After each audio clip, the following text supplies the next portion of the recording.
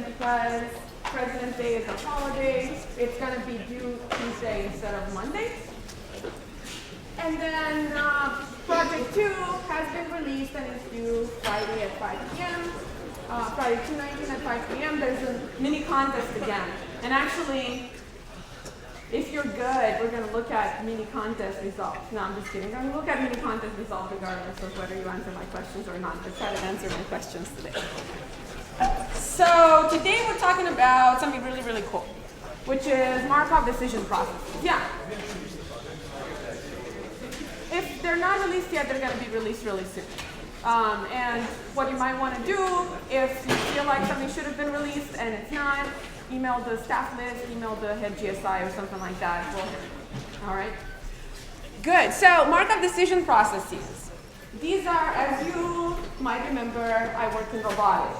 And Markov decision processes are really foundational, are really at the core of a lot of the work that's happening in robotics. A lot of robotics problems end up looking like Markov decision processes. And really what they're about is the idea of making search non-deterministic. So if you think back to the lectures on search, we made this assumption that if you start in a particular state and you sort of follow the success flow, you take one action, you go along one edge, you're going to end up in the new node, right? And today we're going to break that assumption. So we're going to look at problems where, let's say, the robot decided to go on that ledge to get to the gem and get it, but it slipped into the giant fire pit and died.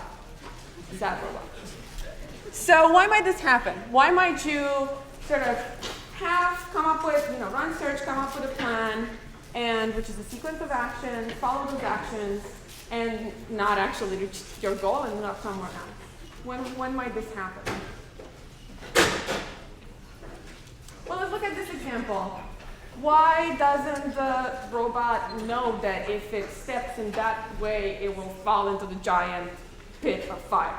Yeah. It doesn't have complete information. So, of course, you would know if you had a perfect model of how you're stepping on that ledge and how the rocks that form that ledge, how they're kind of made up of and kind of glued together, and how one of them might break off in this particular way if you step with this particular pressure distribution and so on, right?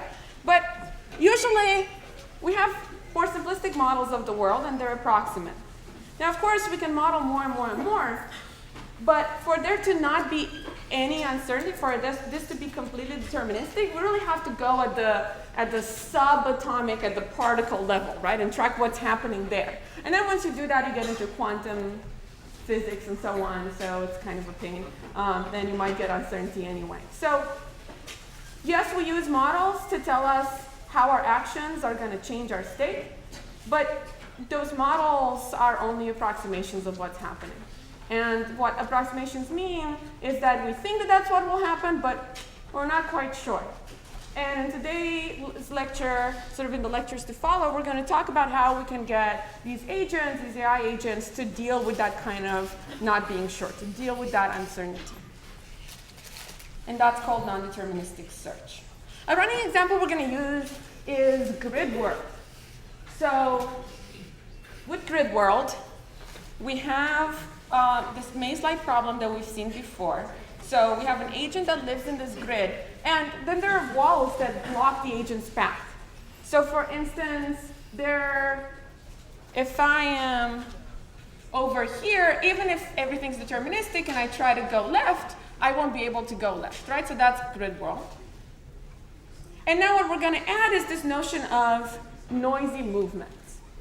So for instance, this is just one example of how this might occur. But let's say that we're here in 3-1 or 1-3, and we try to go north. Well, a noisy movement might say something like this. Maybe 80% of the time, you do actually go north, as long as there's no wall there, and if there's a wall there, you stay put. But 10% of the time, North takes the agent west, and 10% of the time, north takes the agent east. Okay, so of course if there's a wall, then you stay put, but you try to go north and somehow your wheel spin slightly off. With 10% probability you go to the right, 10% probability you go to the left, and you don't end up going forward. That's one possible problem setup, right? Of course, this will not always be the case, but in our little Gridworld particular setup, we can run with something like that. Any questions about this so far? And now, the agent will actually receive reward at each time step. So there's kind of two types of rewards we're going to be talking about. The main one are these big rewards, which in Gridworld come at the end, and they're good or bad. So we have the gem, and this is +1 reward, yay, we got the gem. And we have the fire pit, the monstrous fire pit, and if we fall in it, then we get -1. And those are the big rewards that we get at the end. But there are also something called small rewards, sometimes called living rewards, that can occur at each step. And they can either be positive, like every step you take, you're really happy that you still survived, so you get a little bit of excitement, a little bit of reward. That's a positive reward.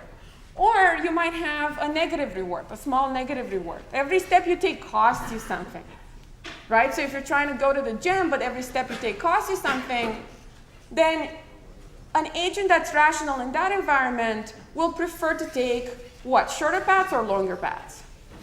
What do we think? Who thinks longer paths? Who thinks shorter paths? Right. So if we make the reward negative, we're basically making the agent try to not act as much. It won't act unnecessarily, so to say. So those are living rewards. And then the goal, kind of like what Peter was saying towards the end of last lecture, is to maximize the sum of rewards, and it's because we have uncertainty, maximize the sum of expected rewards. And that's what this agent is trying to do that's how Gridworld looks like. So the way this plays out and the difference between deterministic and stochastic is the following. So in the deterministic Gridworld, just to recap, make sure we're all on the same page, if we have the robot here and it's trying to go north, it will go north. It will end up here. But now we're talking about a slightly different paradigm where we have the robot here is trying to go north, and it's in control of that action. It can decide to do that, or it can decide to do something else. But what it's not in control of is where it actually ends up. It might end up, there's kind of this chance node here, where it might end up going north like it wanted to, but it might end up in the fire pit and die, or it might end up on the right as well. So that's the picture you should have in your head for the difference between the search, where we were looking at deterministic search in the first few lectures, where when we looked through our search tree, we were at a node, we could take an action, end up in a new node. Here, we take an action, and then we have this branching factor over what might happen. We have a chance node. And this type of search is formally characterized by something called a Markov decision process. So here's what the Markov decision process is defined by. So first of all, you have a set of states. What are the states in Gridworld? Yeah. Okay, what are the states in Gridworld?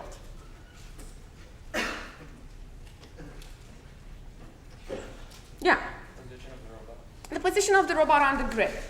So you have this set of states. You also have a set of actions, which in Gridworld are, you can try to go north, you can try to go east, you can try to go west, you can try to go south.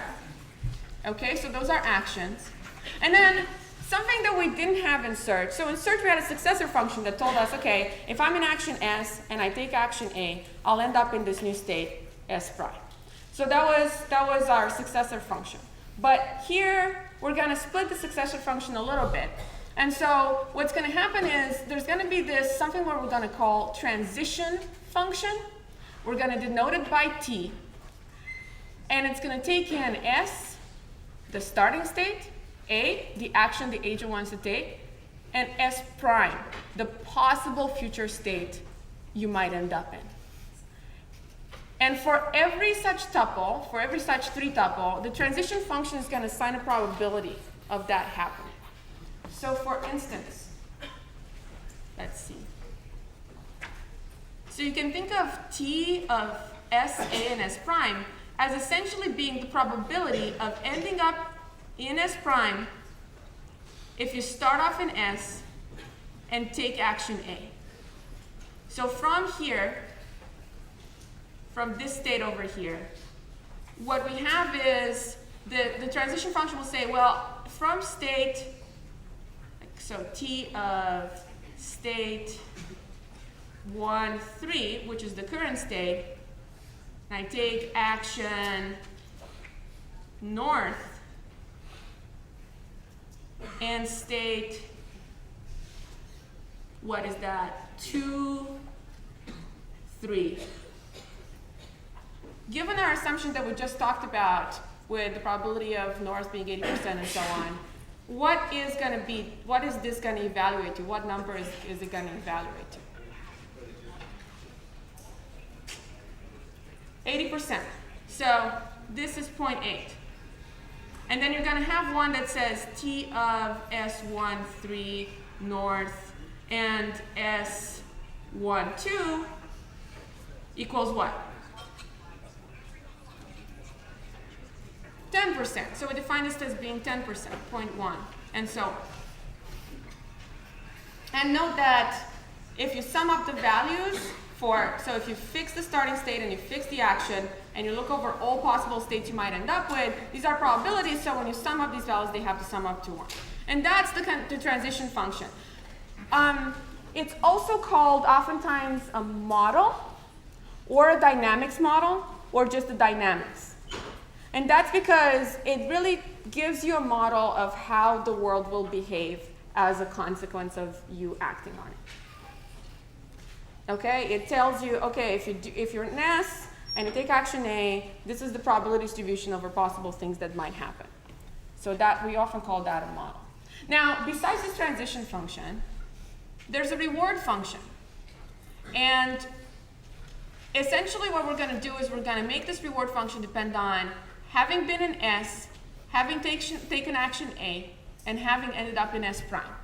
And each such tuple is going to be associated with some reward. So, for instance, if I am in this state here, and I take action, go to the right, is that east or west? East. Okay, so if I'm here, and I take action east, right, and I actually successfully end up here, what's my reward gonna be? Well, actually, I'm just going to get the living reward. Something that I didn't manage to actually convey so far is that we're gonna set up the problem in the following way, where if you're at these states where there's the gem, right, then you have as an action what's called an exit action that you absolutely have to take. This is the game forces you to take that, and that's when you collect your reward. It's not when you end up in that state. It's when you're in that state, take the exit function, and exit and everything's done, that's when you actually collect reward. So actually for this one, I'm just going to get, for this part here that we drew out, I'm just going to get my living reward, be it positive or negative, and then at the next step what I can do is I can take the exit action and exit and get my +1 reward. Okay. And of course we have a start state. It's denoted here. That's my start state. And maybe sometimes we have some terminal state. So that's what the Markov decision process is. And last time we talked about expectimax. And in expectimax, right, it was this multi-agent idea where you have one agent that can take a number of actions, and for each action that the agent takes, there's kind of a chance node. Because for instance, we've said we might want to model the ghost in Pac-Man as being sort of random, maybe with some probability distribution, not uniformly random, but being, having some stochasticity. So we would start at a node, take an action, and then end up at a chance node, and that chance node would branch out to the possible new states that we might be in, depending on what the ghost decided to do. Now, Markov decision processes are not a multi-agent thing. They're single agent. There's a single agent problem. But at the same time, you can solve them in using expecting max, because essentially what's happening is you can think of the world as your ghost, right? You take an action, and then the world does something, and you don't have control over what the world does. You just know the probability distribution over possible things that might happen. Okay, so you can actually solve this using expecting max. And we'll see that it's not the ideal way to solve it, and we'll have a new tool for it really soon. So now let's go to a little demo. Okay, so here's a little grid world. It's the same grid world we saw, where we have a gem here and a fire pit here and a wall here that we can't get into. And what's going to happen with this grid world is we start at this state, and what we're going to do together is going to take actions, and we're going to try to get to the gem. Okay? And remember that what's going to happen is we might try to take an action, but it's not really under our control. It's under the world's control exactly where we end up. There's only an 80% chance of ending up where we actually want to go. So what should I do first? Vote up? All right, so let's try to go up. Whoop, I pressed it twice, I'm so sorry. But I went up twice. Okay, so I actually managed to go up. I got my living reward is -0.1, so I collected my negative reward. I went up once, I went up twice. Now what should I do? Right, so that way. So I'm going to try to go east, and I actually managed to, yay. I'm going to try to go east again, I actually managed to. I'm going to try to go east again, and I actually managed to. So everything went fine. Now let's do this again.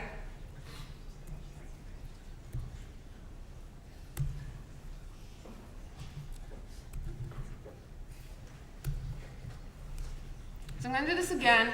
I'm going to go north. Then I tried again. It didn't work. I actually ended up in the same spot. I'm going to try again. I'm going to go north. This time it worked. I'm going to try again. Go right. It worked. Go right. It worked. Go right. It worked. And we can do this again and again. And slightly different things might happen. So for instance, let me show a different example, where here's Gridworld, and this time just for fun, I'm going to try to go right. So I go right, that works. I go right again. Oops, I actually ended up staying in place. Staying in place doesn't actually mean staying in place. Our transition function that we define says, if I go right, I have an 80% chance of actually going right. Then I have a 10% chance of going up, and I have a 10% chance of going down.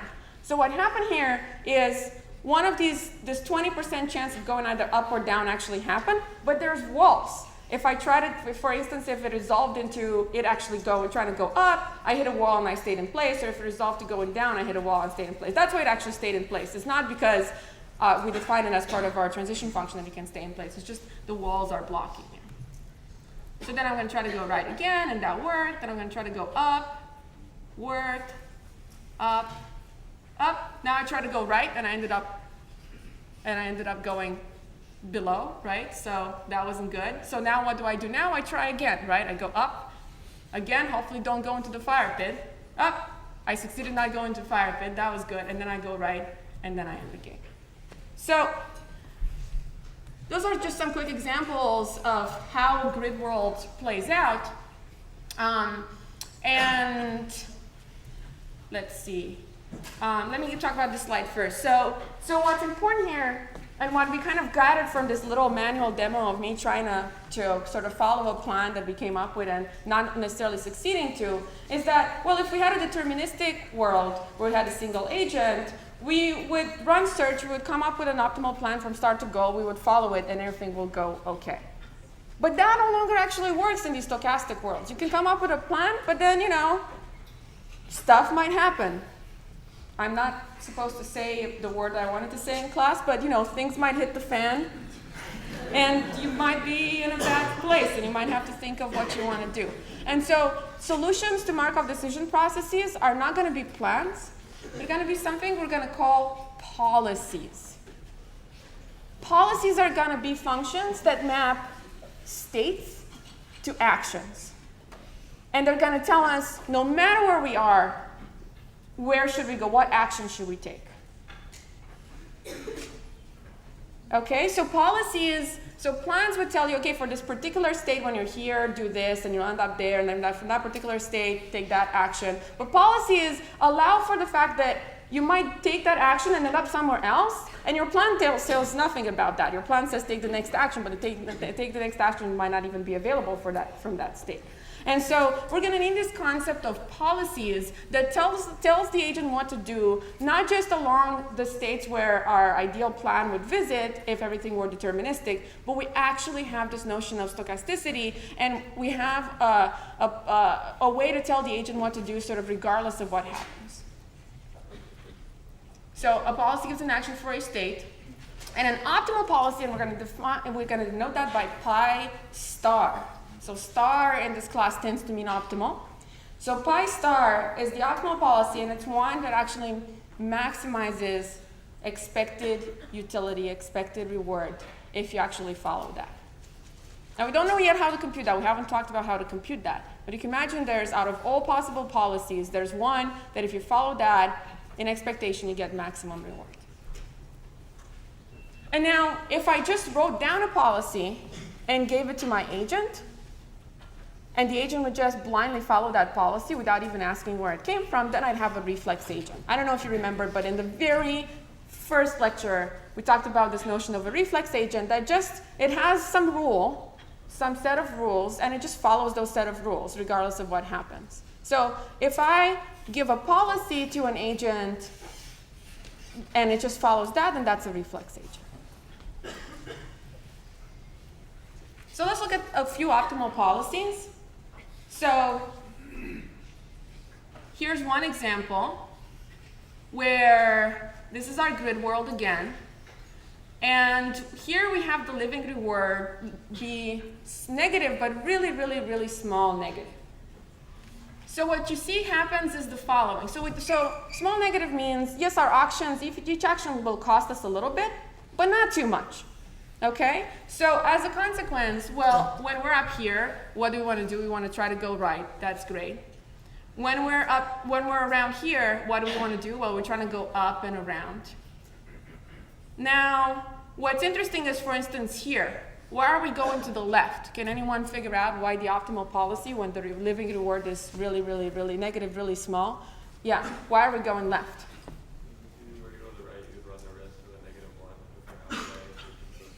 That's right. So when I'm here, if I had a deterministic search problem, I would just go right because that's quicker, right?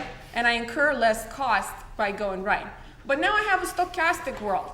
And so if I look ahead, then I figure out that, for instance, when I'm here and I'll try to go up, I would actually might end up in the fire pit, and that's risky. So instead, we're going to try to go all the way around. That's safer. And the really interesting case is this one right here. The really interesting case is that the optimal thing to do when you're in this situation is go towards the wall. Why is that? Yeah? Because you don't have, like, we won't ever move backwards. It's either going forward or backwards. Right. So in a sense, the way we set up this problem is that actions are almost free, right? They cost a little, but just really, really a little bit. So they're almost free. So instead of trying to go north and run the risk of ending up in the fire pit with 10% chance, what this agent is doing is banging its head against the wall again and again and again and again until eventually it's going to go either left, but hopefully to the right, and end up over there on the north in the state that it's trying to go to, right? Given that actions cost basically nothing and they're so cheap, it's better to just keep banging your head against the wall and then accidentally end up where you actually want to end up than to try to go there. You might end up there, but there's, a significant chance, 10% chance you're going to die. All right, so now let's look at a slightly different version. So now we made the reward we made it a bit more costly to take actions.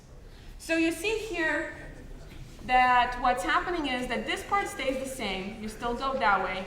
This part stays the same. It's still more advantageous to not run the risk of going into the pit and actually go this way. But here, now it's expensive enough to take actions that you're no longer banging your head against the wall. And similarly here, right? So here we were banging our head against the wall, hoping that we'll actually end up here, and here we're actually directly going there. Because it's just too slow. Banging your head against the wall until you finally go where you're supposed to be is just too slow of a method right now. It's too costly to take these actions. Here's one where reward all of a sudden got the negative reward is higher, so it's even more costly now, not 0.03, but 0.4 for every action, that's how much we pay. So here you see that this guy now changed, and it no longer makes sense to avoid the risk and go this way. It actually makes sense to try to go that way. And then finally, we have the case where the reward is -2. Okay, so actions, they really cost. And so, of course, when you're here, you're gonna try to go for this reward. But check this out, when you're here, you're like, screw it, I'm gonna throw myself in the fire pit. It's so expensive to take these actions that it's really not worth it to try to go north and collect the +1 reward. It's much cheaper to just go bail immediately. So we get really, really, really sad and depressed agents if we make it really costly for them to live, which is not entirely surprising. Now, there's one slide that I skipped, and I'm going to go back to it, which is, why are we calling these Markov decision processes? What's Markov? What does it have to do with this? Well, Markov generally means that, given the present state, the future and the past are independent. That's usually the Markov assumption. The way it plays out in a Markov decision process is that we're essentially making the outcomes depend only on the current state. So, in other words, the probability of ending up in S prime when you were in ST and you took action AT doesn't depend on all the other things that you've done in the past so far. It only, so your chance of ending up in S prime really just depends on S and A. It doesn't, you can just ignore everything that you've done so past. The current state, the current action gives you all the information you need to know.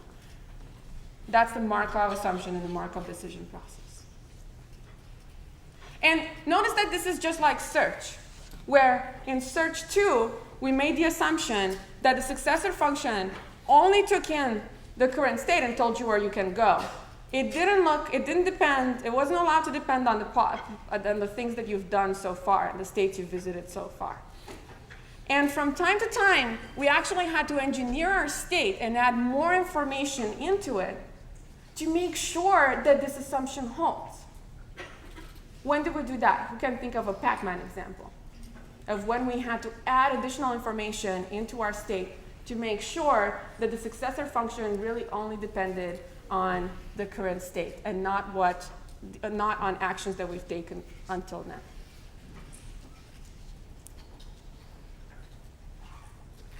What about those food pellets? Remember the time where we actually added the food pellets into our state so that it doesn't really depend anymore on kind of what actions we took, but we could keep track of the current board by only looking at the current state, and we didn't have to reason about the actions we took so far, the pellets we ate. That was an example where we did this in order to make sure that the Markov assumption held. So that was MDPs. Okay. Now let's take an example. We saw Gridworld. We're going to look at an even simpler example of an MDP. And we're going to do that because it's going to be easier with this example to reason through trees and so on, because it's really, really, really, really easy. So we're going to look at an MDP. It's going to look like this, so let's try to break it down. So we have a racing car, and it wants to travel really far, really quickly. Its states are going to be, it's either going to be cool, presented in blue, or it's going to be warm, presented in red, or it's going to be overheated and can no longer run, presented in gray. Okay, sad car. And then from every state, there are two actions we can take. Not from every state, just from the cool and warm state. So if we're in the cool state or in the warm state, what we can do is we can decide to drive slow or we can decide to drive fast. And if we're in the overheated state, it's game over. We can't do anything. We've overheated, bust. Okay, and we're going to assume that going faster gets double reward. So here, let's break it out. So for instance, if I'm in the cool state, what I can do is I can decide to drive slow. And if I decide to drive slow, then with probability 1, I'll stay cool. And I'll incur a reward of +1. But if I decide to drive fast, well, I might still stay cool, with, let's say with probability 0.5. I can stay cool, and because I'm going fast, and fast gets double reward, I can get +2 here. So that would be a good thing to do. But unfortunately, I might also, with probability 0.5, end up in the worm state. Then I also get probability 0.2, but now I'm in the worm state. Now from the worm state, again, 2 things I can do. I can decide to drive slow, and with probability 0.5, I'll end up in cool. I'll cool down because I'm driving slower, and I'll incur reward 0.1. Or I can decide to, or if I drive slow, with half probability, 0.5 probability, I might still stay in the worm state. Again, I get +1 reward. And so that's what I can do in the worm state. I can also, in the worm state, be suicidal and decide to drive fast. And then I overheat with probability 1 and incur a reward of -10. Doesn't even matter, some low reward. Any questions about this very simple MDP? So you might wonder, okay, why don't we just put a sensor on the car and we'll know whether we're gonna run the risk of getting warm or not? Why do we look at, well, okay, if I drive fast, I have a 50% chance? Well, the reason is that sure, in the real world, you can instrument, you could put sensors, and all of these will lower your uncertainty, but no model is perfect. In fact, there's a saying that all models are wrong, but some are useful, right? So we got to start somewhere. We're going to have some model. It's not going to be perfect. We could always spend more money or more time or more cost or whatever to make the model better. We're never going to fully eliminate uncertainty, and in some problems it's going to be worth it to spend that, and some problems it's not going to be worth it. But for this problem, we're going to start with something really, really, really, really simple. So that's the MDP we're going to use moving forward. And of course, this MDP induces a search tree. So if I start in the cool state, and that's my starting state, then there are, well, 2 things I can do. I can go slow or I can go fast. And I don't quite know what's going to happen. In that now here, there's all of a sudden a chance node in my tree. So I can, if I decided to go slow, then yeah, I know what's going to happen with probability 1, according to the probabilities, the transition function that we just defined on the previous slide, we're going to stay in the cool state. But now, if I decide to go fast, it's going to be 50-50. I might end up in cool, or I might end up in warm. Okay, everyone with me? Good. So now, from each of these, we're going to have, again, 2 options. I can go slow or I can go fast. And pretty much, let's see, here, I can go slow, I can go fast. If I go slow, I end up in cool. If I go fast, this might happen. Here, I can go slow, I can go fast. If I go slow, I end up in cool. If I go fast, this might happen. And here, from the red state, I can go slow, I can go fast. And if I go slow, I might end up in cool or stay in warm. And then if I go fast, then I overheat. Okay, and this goes on and on and on. So you can construct such a racing search tree. And you can think of basically this being like an expecting max like structure, right? So, and we're going to establish some notation here. So this node over here, that's a state. It's where you can start taking actions from, right? And you have a range of actions that you could possibly take. So S is a state, you can take actions A. Now these chance nodes, these kind of intermediate nodes, before the world resolves itself and you figure out where you ended up, we're going to call those Q states.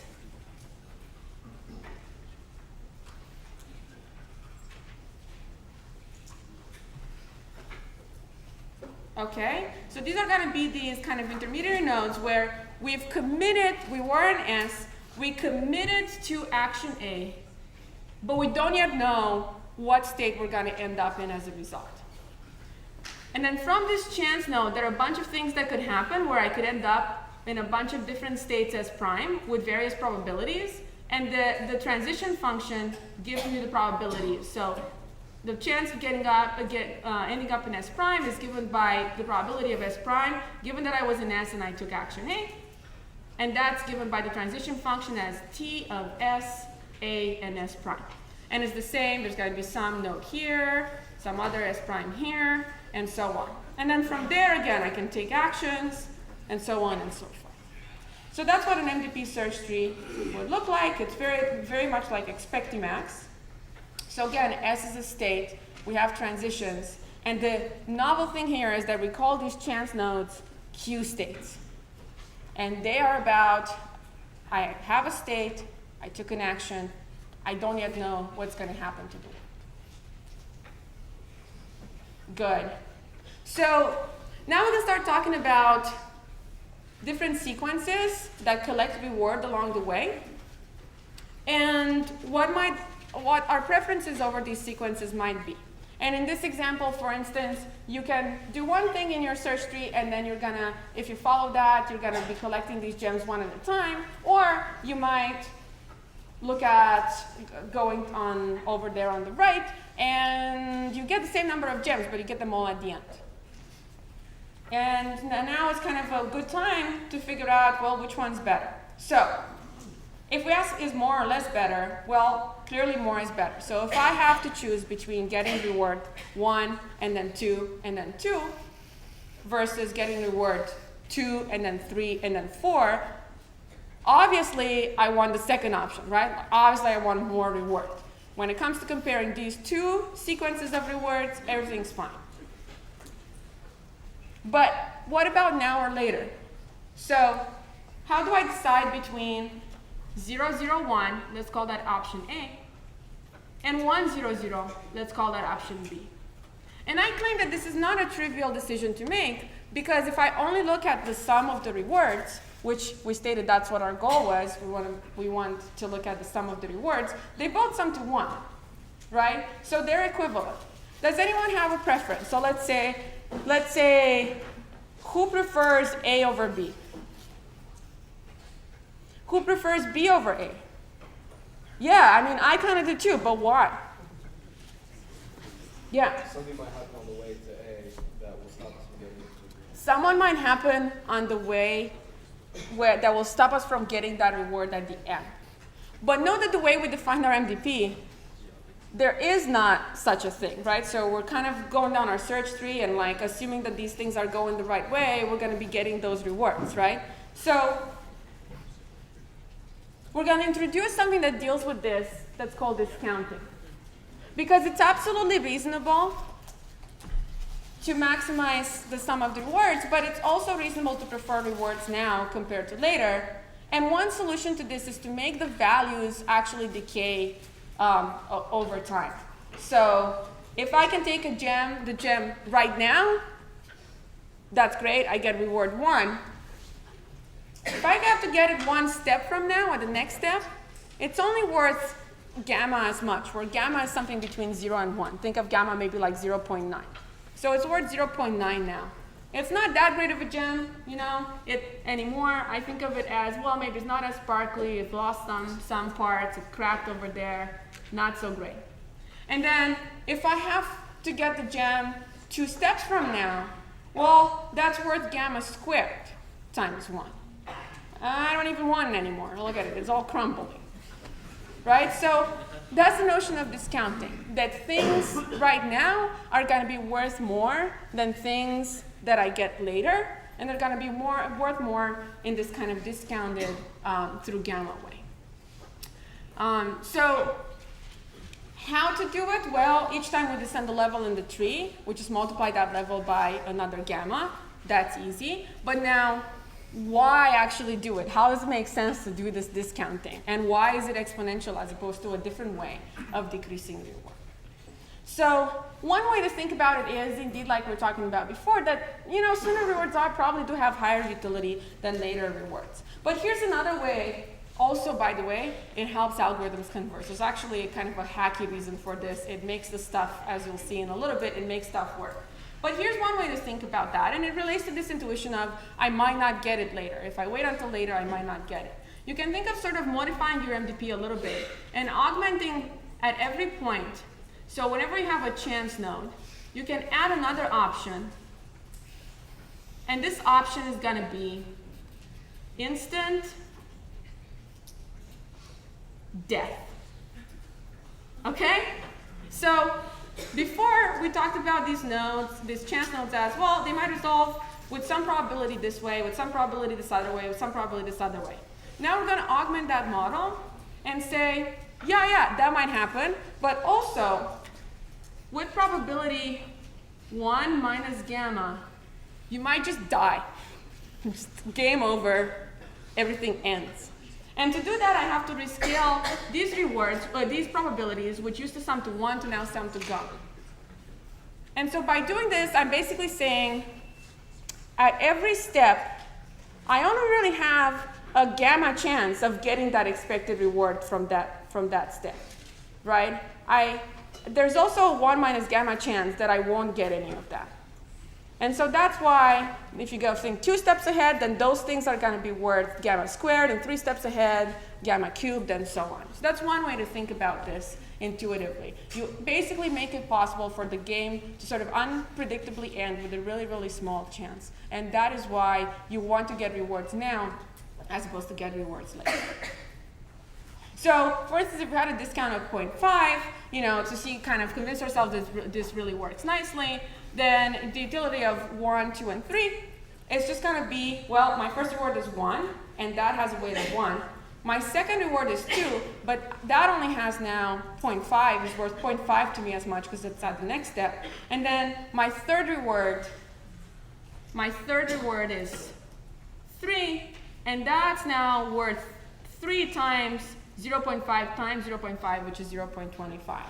And if you go through this exercise, you'll see that indeed the utility of 1, 2, 3 is going to be lower than the utility of 3, 2, 1. Because you already get 3 at the first step, and that doesn't get discounted at all, and that's good. So that's the idea of discounting, and it helps us actually introduce this notion that maybe not all utilities that have the same sum of rewards are the same. And there's kind of a nice theorem here, which is if we assume stationary preferences. So this kind of goes along, a little bit has the flavor of the things that we've been talking about at the end of last lecture. If we assume that our agent should have stationary preferences, which means that if you prefer this sequence, A1, A through of rewards, to this sequence, B1, B2, and so on, then you're also going to prefer it when you get an additional reward in the beginning. So if you preferred A1, A2 to B1, B2, then you're going to prefer R A1, A2 R B1, B2. Because it's the same thing, except now you collect some initial reward, and then you move on to collecting that other reward. So it's reasonable to think that we might have stationary preferences, and that makes sense. And there's a theorem that says that if that's the case, then your rewards only work out if you define them. If you define utility in 2 ways. So you can define it as additive, or you can define them as discounted. Additive just means that you take the sum. Discounted just means what we've been talking we've been talking on the previous slide, which is, well, you do the first one, and then you do gamma times the next one, then you do gamma squared times the next one, and so far. And if you look closely at this, there's really one type of here, because if I have a discounted utility and I set gamma to be equal to 1, then I get the additive utility. So there's a theorem that says that this needs to happen. All right, so let's take a little quiz on discounting, just to make sure we're on the same page with this idea. So let's say that we're given this world where we have states A, B, C, D, E. And if we're in A and we exit, we get reward 10. If we're in E and we exit, we get reward 1. And the actions are east, west, and then in A and E, all we can do is exit. And the transitions are deterministic. So let's think about these questions. For gamma equals 1, what is the optimal policy? So if I don't discount reward at all, what should I do in B? What should I do in C? What should I do in D? Yeah.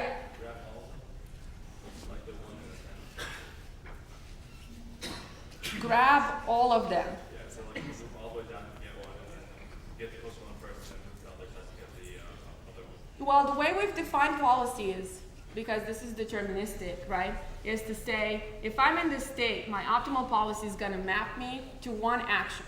So I can't at some point go right and then at another point go left, because this is a nice Markov system, and our outcomes only depend on what we've committed so far. So I have to decide on one action that I always take when I'm in that state. So if I always, let's look at it this way, for this guy here, for B, if this is my state, and I need to decide on one action to take, that's the optimal thing. What should I do? Should I go left or should I go right? Left. What about here? Left. Okay. Then what about over here? What should I do here? Well, here I also go to the left, because if I go to the left, I'll go here, and then I'll go here, and then I'll go here, and then I'll get my 10. Whereas if I go to the right, I'll get 1, and then I'll exit, and then I'll get 1, right? So it's better even here to start moving towards this reward, which I'll get after 1, 2, 3, and then exit 4 steps. Now what if I make gamma, if I actually start discounting, I make gamma 0.1. What should I do here at B? Want to go left. What about here in the middle? You want to go left in the middle too, because if you go left, you'll do 1 step, 2 steps, and then exit. And the value of that, right, so let's write it out. So at this node, if I go left, I'll get 0, and then from here, but I'll end up here, and then from here, I'll go left again. I'll get 0 times gamma, which is 0.1. Then I'll end up here, and then from here, I can exit, right? And if I exit, I'll get 10 times gamma squared. So what is this equal to? It's equal to 10 times gamma squared, which is 0.1. Is that right? Yes? Yeah? Good. So on the other hand, if I decided to go right here, right, I would take 1 step, 2 steps, 3 steps. So I'd have the same number of steps. My reward would be discounted the same way. And I end up with reward 1 times gamma squared, which is low. Okay, so here it makes sense to go left. What about here in this state? What about in D? What should I do in D? Now all of a sudden it makes sense to go right. And it makes sense to go right because if I write out that, I don't even know where to write it. Let's write it here. So if I go right, well, I'll get 0. And then I'll be in the state 1 and I can take an exit. And I'll get 1 times gamma. Okay, so then I actually get 0.1, which is better than 0.01. So here I should go right. Good. So now let me exit this and restart. At which gamma are these equally good?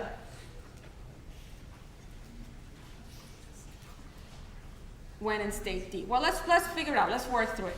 So when in state D, if I go right, we said we'll get 0, and then we'll get gamma times 1.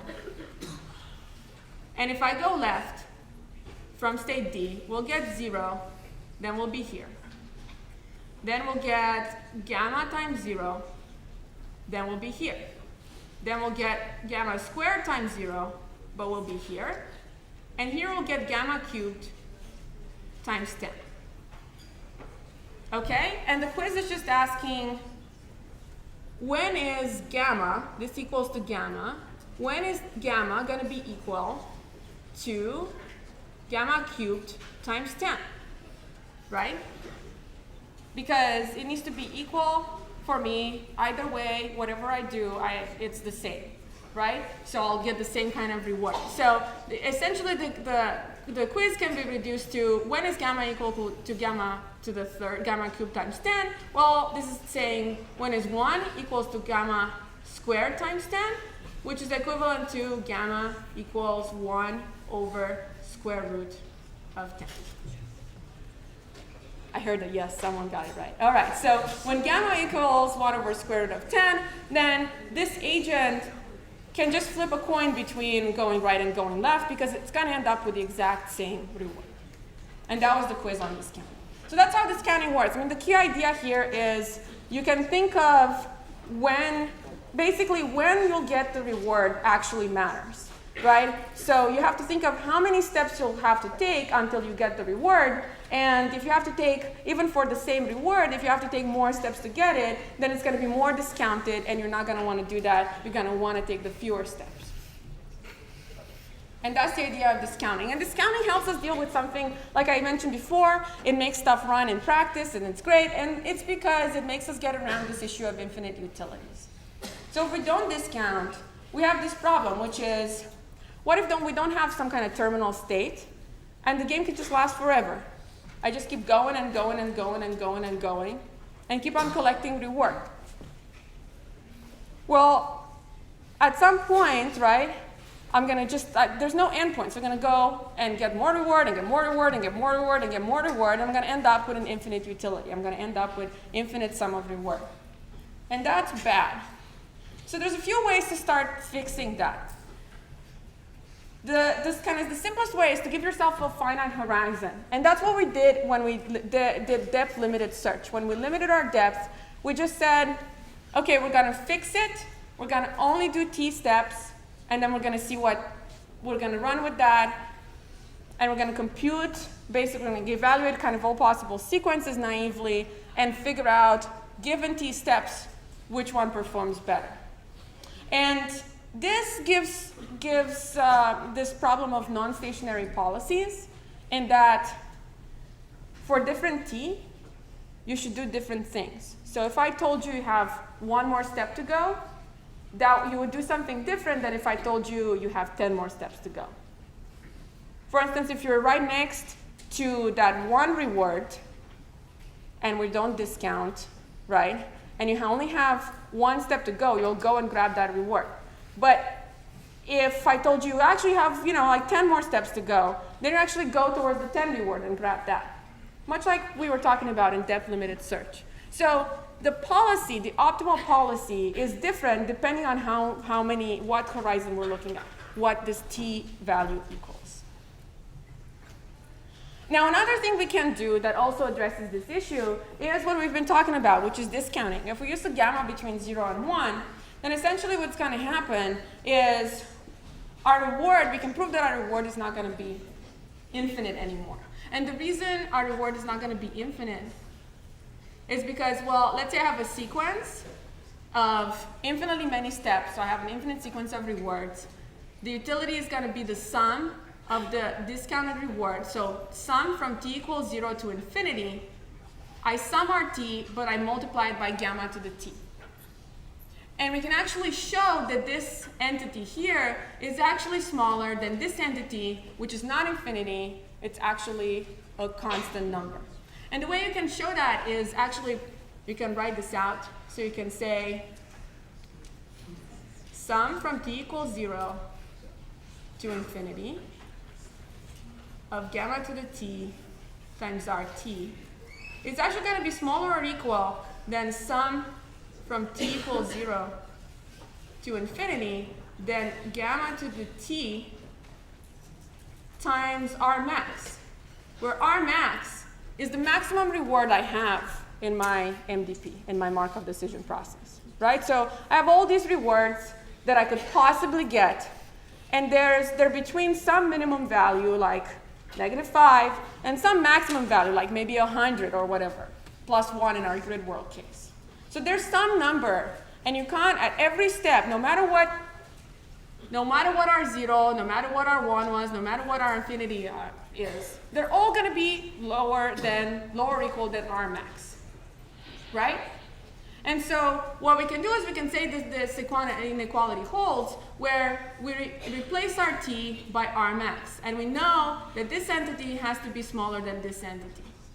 And now at every step, we multiply our max by by gamma to the t. But the nice thing about this is that our max is a constant, so we can actually pull it out and pull it in front of the sum. And so this becomes equal to our max. This guy here becomes equal to our max times the sum from t equals 0 to infinity gamma to the t. And it turns out that over there, this part, this sum, is a geometric series.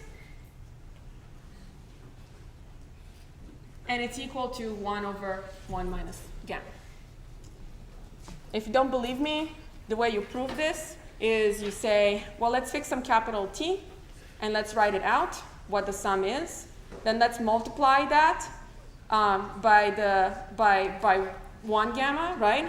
And then we can subtract them, and then we end up getting a formula for what the sum has to be when t goes from 0 to some capital T. And then in the limit, so that is going to be something like 1 minus gamma to capital T, or something like that, over 1 minus gamma. And then in the limit, gamma to capital T, when capital T tends to infinity, that's 0, because gamma is between 0 and 1. So this whole thing becomes 1 over 1 minus gamma. So that's how you see that. But, okay, so if we discount, the takeaway message here, if we discount, then we no longer have the issue of infinite rewards. And not having the issue of infinite rewards is important, because if I can get a bunch of 1s forever, or I can get a bunch of 2 forever, right? If I have infinite steps, I won't really care between those. They're both going to be equal to infinity. I won't be able to decide. So it's important to get around this issue, and discounting is one way to do it. You can also have an absorbing state, like a terminal state, that makes sure that at some point ends the game. Okay, so that's Markov decision processes so far. And the quick recap is, they're made out of a set of states. There's a starting state. Then you can take these actions. But unlike deterministic search, your actions, you don't really know where they're going to take you. You're going to have some probability distribution over what might happen. And that's given by this transition function.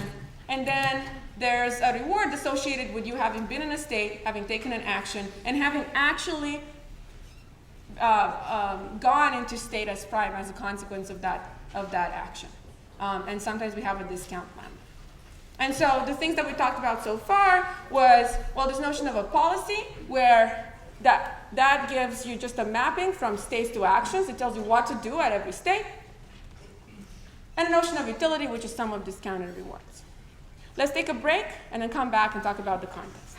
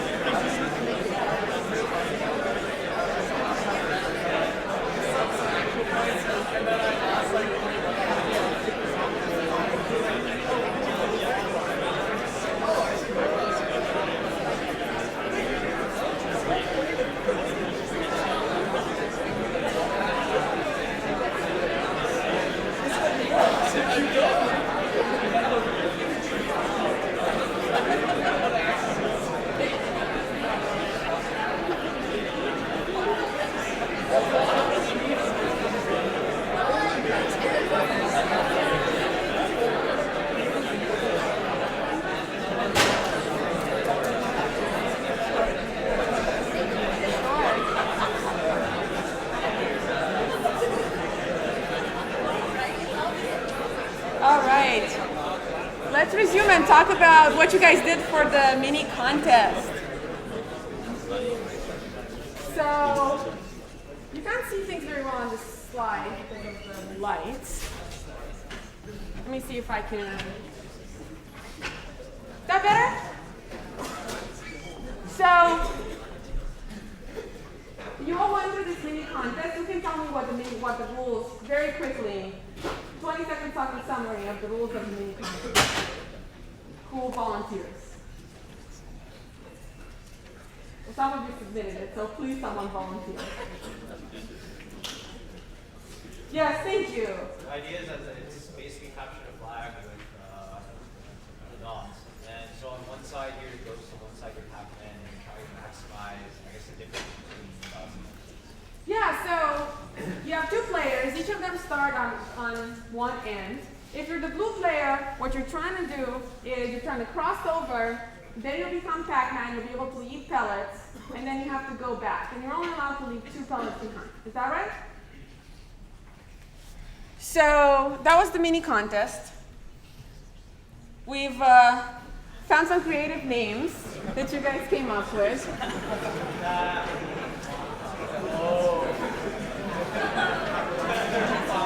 Dumbots.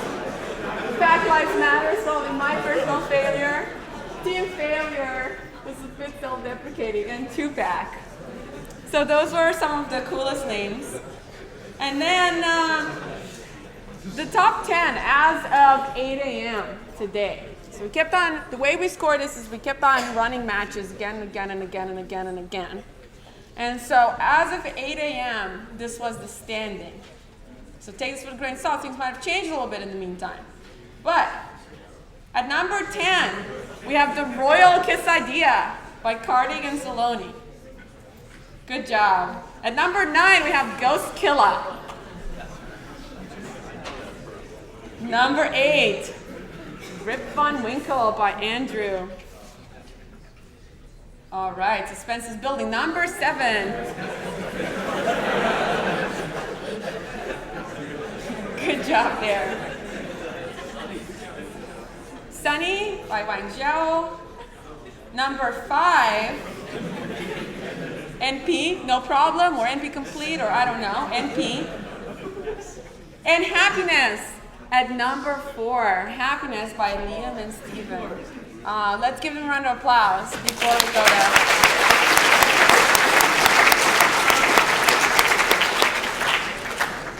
Good job for making it to the top 10 among many, many, many people. Now, these are the top 3, not in order, just in alphabetical sort of order. Okay, and we're going to find out what happened between these. But we got Optimus Prime by Alan and Victor. Alan and Victor in the audience. Alan? Victor? No? Oh. What about Bite Me? By McCain and Kevin. All right, good job. So we have Bite Me over there, and we have Googly Squiggly Eyes by Patrick and Alan. Patrick and Alan? Over there in the back. Good job, Patrick and Alan. Now, let's see what happened. So, first we're going to see a match between Googly Eyes and Bite Me. So Patrick and Alan submitted this description of their agent. So they said, well, we first actually did a k-means clustering to split up these food pellets. And then we started assigning greedily these agents to the different clusters. And we used A* with a waypoint-based heuristic. And after each Pac-Man finishes a cluster, it gets assigned the next cluster to proceed to. So that's how they reasoned through the problem. Then Bite Me, they said, well, we simulated annealing in the space of pairs of Hamiltonian cycles covering all but 2 of the food pellets. Then the cost associated so to run the simulated annealing, the cost that they used was the length of the cycle plus an estimate of how long it would take Pac-Man to enter the cycle. Then, using some fancy stuff and exploiting bounds, I don't know what that means, but good job, on the size of potential solutions, It assigns the cost of solution in constant time and processes about 1.3 million solutions in only 26 seconds. And then if generated solution is unbalanced, if they adjust it a little bit, and this leads to some apparently suboptimal moves, but only for the Pac-Man that returns first. So it doesn't increase the actual cost. So that's Googly Eyes versus Bite Me. And let's see the game. See if I can. All right. So the red agent, there we go.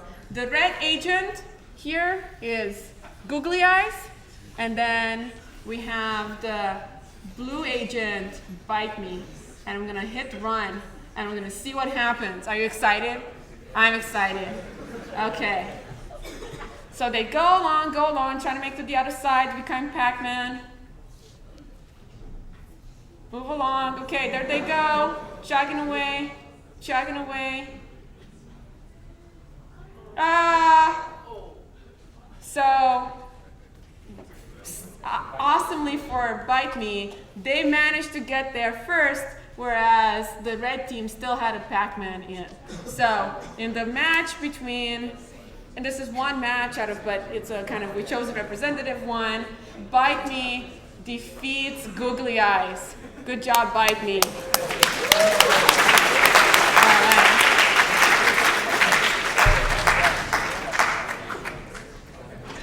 So now we have to do one more thing to figure out what happens in the battle between Bite Me and Optimus Prime.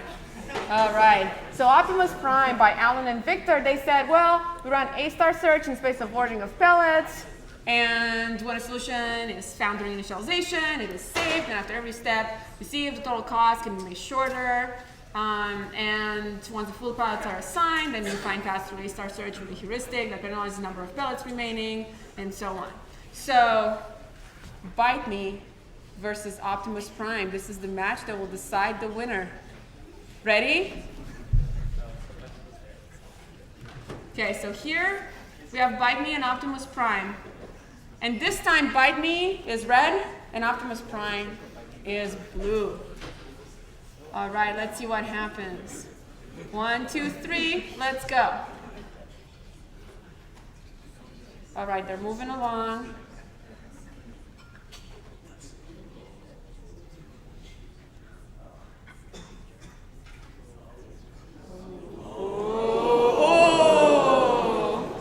All right, so it looks like the Bite Me team was victorious. Congratulations, you guys stand at number 1 as of 8 a.m.